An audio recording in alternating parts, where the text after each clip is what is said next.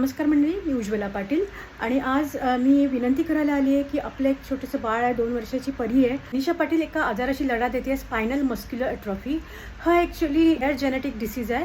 So त्याच्यामध्ये काय होतं ना की आपल्या स्पायनलमध्ये जे मोटर न्यूरॉन्स असतात ते आपल्याला हालचाल करायला वगैरे सगळ्याला मदत करतात, हात पाय हलवायला किंवा कशाला. ते कालांतराने ह्या डिसीजमध्ये कमकुवत होत जातात, मसल्स आणि स्केलेटन.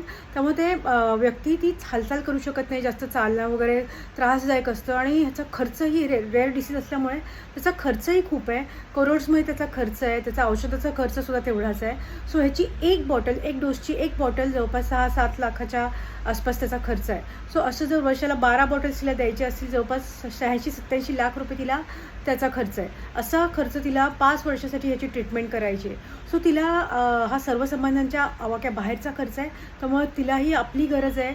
फुल ना फुलाची पाकळी, तुम्हाला जमेल तशी मदत करा, ही विनंती मी करते आहे तुम्हाला. तुमचे भरभरून आशीर्वाद तर तिला हवेच आहेत. तिला तिच्या पायावर उभं राहण्यासाठी एका परीला आपण थोडीशी मदत केली पाहिजे.